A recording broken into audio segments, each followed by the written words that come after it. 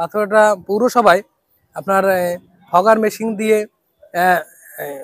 এই এডিস মশা মারার জন্য যে ব্যবস্থা নেওয়া হয়েছে, কখন নেওয়া হলো?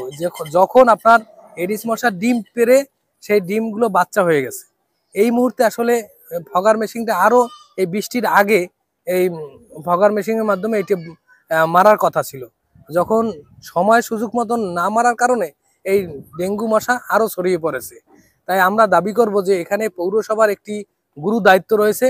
পৌরসভার যারা কর্তৃপক্ষ আছেন, বিশেষ করে প্রশাসক, সচিব, তারা যদি এই পৌরবাসীর দিকে নজর না দেন, তাহলে আসলে ডেঙ্গুর প্রকোপ দিন দিন আরও বাড়বে। মানুষ আপনার বৃষ্টি পানি সংরক্ষণ করে আপনার খাবারের জন্য, কিন্তু অনেক জায়গায় দেখা যায় এই যে বৃষ্টির পানির যথাযথভাবে সংরক্ষণ করার অভাবে আপনার ওই পরিষ্কার পানির মধ্যে এডিস মশার ডিম পারে। এটি একটি অন্যতম প্রধান কারণ। আরেকটি কারণ আছে, আমাদের এই অঞ্চলে সব জায়গায় ছোট ছোট ডোবা আছে, গর্ত আছে, সেই সব জায়গায় আপনার বৃষ্টির পানি জমে এডিস মশার বংশ বিস্তার হয়।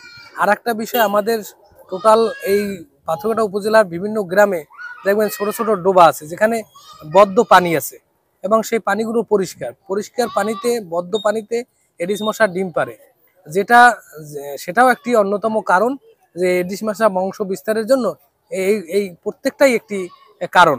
এই কারণের এই সবগুলো কারণ যখন একত্রিত হয় তখন গ্রাম পর্যায়ে এডিস মশা ছড়িয়ে পড়ে। আর যার কারণে এখন আপনি দেখেন হাসপাতালে অনেক রুগী আছে যারা ডেঙ্গু আক্রান্ত হয়ে আছে, এবং সবচেয়ে বড় কথা, অনেক গ্রামের মানুষ তারা পরীক্ষা করতে পারে না।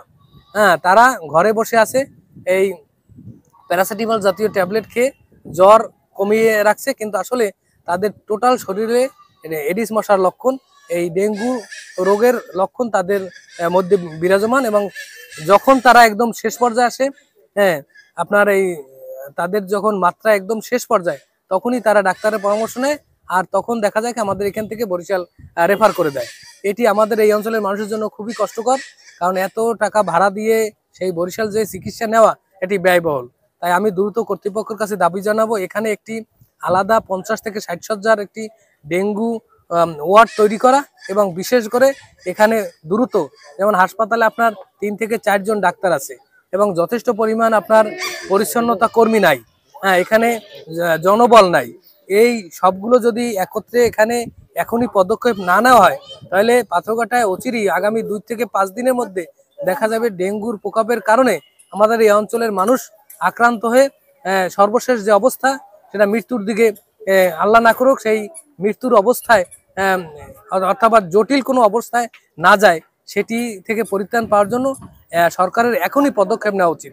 আর একটা বিষয় আমি বলবো, পাথরঘাটা উপজেলায় আমরা যারা সচেতন আছি, তারা যেন এই ডেঙ্গু প্রকোপে সবাইকে আমরা সচেতন করি। বিশেষ করে এখানে স্বেচ্ছাসেবী সংগঠনগুলো, সামাজিক সংগঠনগুলো যথেষ্ট কাজ করার সুযোগ আছে। আমি সকল সামাজিক সংগঠন, স্বেচ্ছাসেবী সংগঠনের যারা নেতৃত্ব দেন তাদের উদ্দেশ্যে বলবো, এখনই আপনাদের কাজ করার সময়। তাই দ্রুত এই সব সেক্টরে আপনারা কাজ করুন। এবং আর যারা এখানে পাথরঘাটার বিত্তবান আছেন, ধনাঢ্য ব্যক্তি আছেন, বিশেষ করে রাজনীতি ব্যক্তিরা আছেন, সমাজে যারা নেতৃত্ব দেন, তারা যদি হাসপাতাল অথবা পাথরঘাটা হাসপাতালকে সহযোগিতা করেন, এখানে যথেষ্ট পরিমাণ উপকরণের অভাব আছে।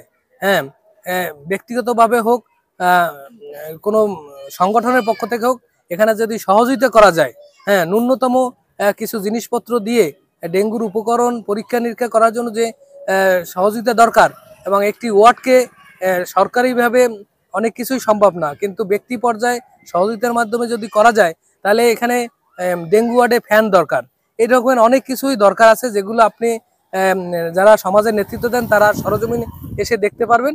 তারা যদি সেই বিষয়গুলো নজরে আনেন, তাহলে আমাদের আমাদের সমাজকে রক্ষা করতে পারবো, ডেঙ্গুর প্রকোপের হাত থেকে আমরা রক্ষা করার জন্য সর্বাত্মক চেষ্টা করতে পারবো।